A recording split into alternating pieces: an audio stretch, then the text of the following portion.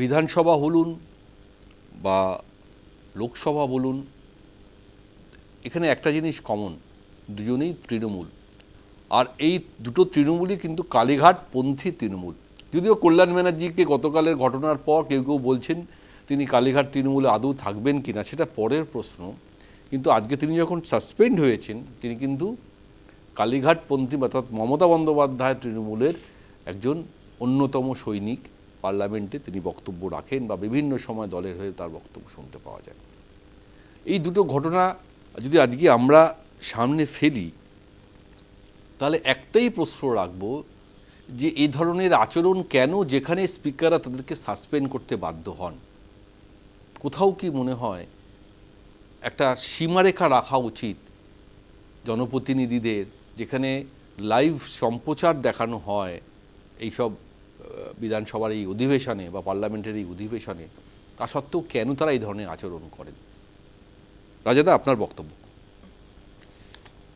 হ্যাঁ, দেখুন, মানে যে সমস্ত আমাদের নির্বাচিত এলাকা আছে, আমাদের সাংবিধানিক এলাকা, বিধানসভা বা লোক সংসদের মধ্যে রাজ্যসভা, লোকসভা, তার লিখিত মানে আইন আছে, লিখিত রুল বুক বলা হয়, সেখানে পরিষ্কার বলা আছে কি কি করা যাবে না। এটা পরিষ্কার, মোটামুটি একই ধাঁচের, হয়তো রুলস গুলো নানান নামে চলে, একই মোটামুটি ধাঁচেরই, যে সবাইকেই, তিনি স্পিকার বা চেয়ারম্যান আছেন, তাকে মান্যতা দিতে হবে।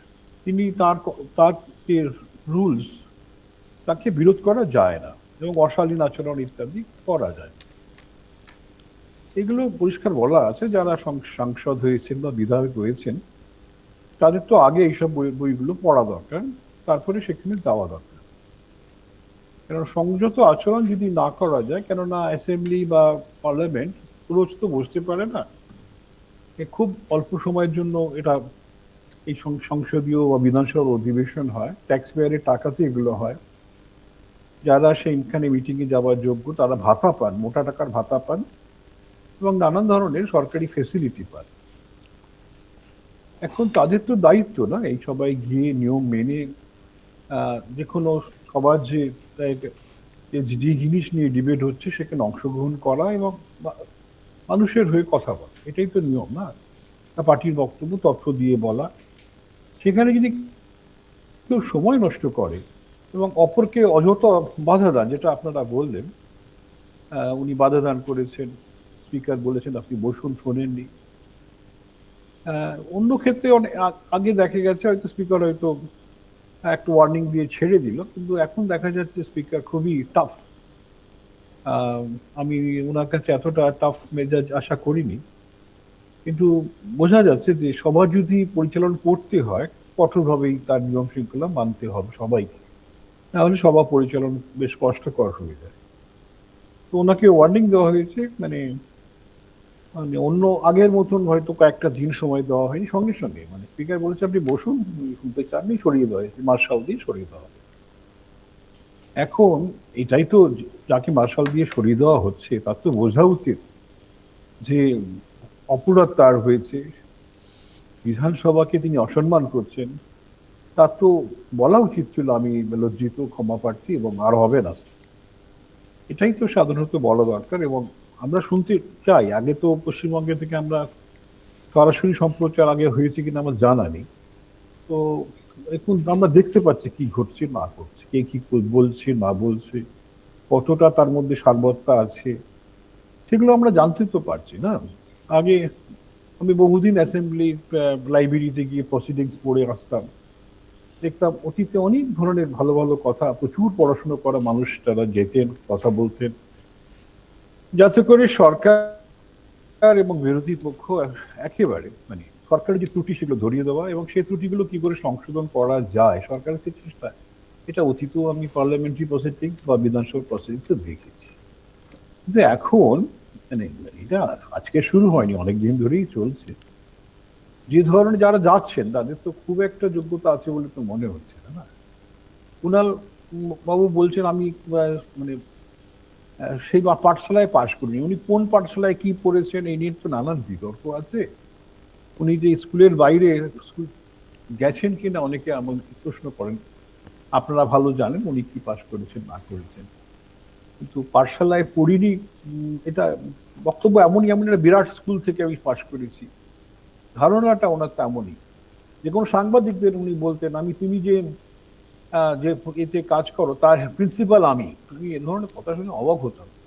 ঔদ্ধত্য কথাবার্তায় মানে ওনার মধ্যে মানে আহ, অত্যন্ত রূঢ়ভাবে প্রকাশ পেত, যেটা আহ, নানান চ্যানেলে আমাকে এগুলো শুনতে হতো। খুব খারাপই লাগতো এই ভদ্রলোকের নানান আচরণ।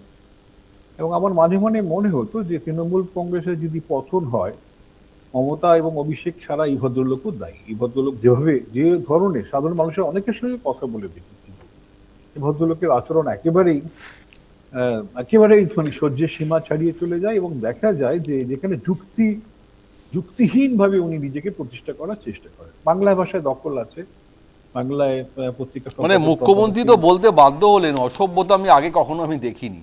হ্যাঁ, সেটাই সত্যি কথা। এগুলো আমি, যারা সংসদ বিধায়ক হয়েছেন তাদের তো বইগুলো, যেসব রুলস বুকগুলো আছে ভালো করে পড়তে, কি কি জিনিস পড়া যায় না, তাই না? আপনি সবার আজকের পরিচালক। হ্যাঁ, আপনার, আমি যদি আপনার আচরণ বারবার না মানি, আপনি আমাকে তো আটকে দেবেন, এটাই তো নিয়ম, তাই না? ঠিক। হ্যাঁ, আমাদের সবাইকেরই শালীনভাবে চলা, রুচিহীন কথাবার্তা না বলা, একে অপরকে অসম্মান না করা, যুক্তি না যে যত বলুক না, কত যুক্তি আছে, তাই না? সেই যুক্তিতর্কের বাইরে গিয়ে তারপরে শক্তি প্রদর্শন, হ্যাঁ, গল্প কথা বলা, এগুলো তো সময় নেই, এগুলো তো প্রয়োজনহীন কথা না। সেইগুলো কুণালবাবু করেন না, বহু লোকই আজকাল করছেন না। তো আপনি বললেন যে বাঙালি অনেকদিন দেখেনি, না বাঙালি বহুদিন দেখেছে, এসব বহুদিন ধরে হচ্ছে। আমি ছোট বয়সেই বারবার মানে গেছি, গ্যালারি থেকে দেখেছি হুম। যে বিরাট কিছু সবাই কথা বলছেন, তা কিন্তু মানে আমাদের, আমার মনে হয় শিক্ষা শুধুমাত্র আমাদের ছাত্রছাত্রী নয়, এই বিধায়ক সাংসদদেরও একটা ভালো করে যদি ট্রেনিং করা যায়, রাইট। সবচেয়ে তাদের বড় শিক্ষা দেওয়া উচিত যে ঔদ্ধত্যটা থাকতে হবে, নীতি শিক্ষা, সেগুলো যদি দেওয়া যায় তাহলে অনেক কিছু পাল্টে যায়। কি করে যে হ্যাঁ, দুর্নীতি থেকে দূরে থাকা যায়, এই ধরনের শিক্ষাটা মনে হয় দেওয়ার খুব প্রয়োজন ছিল। সেগুলো কেউ করেনি। তারপরে এরা মনে করেছে আমি জিতে এসে যে যা খুশি করবো। এই জায়গায় দাঁড়িয়ে আমরা যে আচরণ দেখলাম, এবং পার্লামেন্টও, আমি সেটা আলোচনা এখনই করতে চাইনি কিনা জানি না, আপনি যেহেতু বলেছেন, পার্লামেন্টও আমরা দেখলাম যে কল্যাণ বাবু, আমি ওনাকে খুবই শ্রদ্ধা করি এজ এ লয়ার, কিন্তু উনি যেভাবে ওনার দলেরই প্রাক্তন যারা সাংসদ তারা বলছেন, মহিলাদের বিরুদ্ধে কুকথা বলছেন, অশালীন আচরণ করছেন, কুকিত, সেসব আমার মনে আছে। উনি হ্যাঁ, পাগলামির একবার একটা, না বারবার শুনুন, করেছেন, একবার না বারবার বারবার করেছেন, এবং সংবাদ মাধ্যমের সামনেও বিভিন্ন রকম কটু মন্তব্য করেছেন। বিরুদ্ধে, হ্যাঁ, একদম, এগুলো তো সত্যি কথা, এগুলো যেগুলো করেছেন এগুলো তো পার্লামেন্টের সময় নষ্ট করার তো জায়গা নয় না। এই, যাই হোক, তখন যারা হাসতো, এনজয় করতো, আজকে তারাই তার বিরুদ্ধে প্রতিবাদ করছে। এটাই ঘটে, মানে হিস্ট্রি এরকম ভাবেই চলে। তো যাই হোক, মানে আজকে দেখলাম পার্লামেন্ট লোকসভা অত্যন্ত কঠিন ভাবে সিদ্ধান্ত নিয়েছে, বিধানসভার স্পিকারও অত্যন্ত কঠিন ভাবে সিদ্ধান্ত নিয়েছেন। তারা পরিষ্কার বুঝিয়ে দিয়েছেন যে সভা পরিচালন করতে গেলে কঠিনভাবে দমন করা ছাড়া পথ নেই। আমি একটা মার্কেট চালিয়ে দেবো, বিধানসভা তো আর কোনো বাজার নয়, সেখানে ভালো করে কথা বলতে হবে, অপরকে শ্রদ্ধা রাখতে হবে। সুতরাং এখানে আমরা যারা এসেছি, আমরা তো আমি তো রাজনীতির লোক নই, রাজনীতির বাইরেও দুটো দল থেকে এসেছে, তারাও তো আপনি এখানে সবার পরিচালক, আপনার কথা শুনতে বাধ্য না? সুতরাং এখানে যখন আমরা মানছি, বিধানসভাতেও তাদের উচিত একই জিনিস করা। আর কেউ যদি বলে আমি মানবো না, তাহলে তাকে তো বেরোতেই হবে। লজ্জার ব্যাপার, মার্শাল দিয়ে তাড়াতে হয়েছে। নিজে চলে গেলে তো তার সম্মান থাকতো, কিন্তু এটা তার, হ্যাঁ, মার্শাল দিয়ে, বেশ কয়েকজন মার্শাল এসে তাকে, মার্শাল একজনই থাকেন, কিন্তু তাদের সহায়তা করার জন্য যারা এসেছেন, অত্যন্ত লজ্জার ব্যাপার না? দৈহিক প্রদর্শনের জায়গা, শক্তি প্রদর্শনের জায়গা বিধানসভা বা লোকসভা নয়, বা রাজ্যসভা নয়। এইগুলো আমাদের যারা নির্বাচিত হয়েছেন তাদের বোঝা দরকার। বিরাটভাবে হেরেছেন, তা সত্ত্বেও শিক্ষাটা হচ্ছে না। হয়তো কিছুদিন পরে কুণাল বাবু যে ধরনের আচরণ করছেন, কুণাল বাবু, কল্যাণ বাবু দুজনই হয়তো দল ছাড়বেন।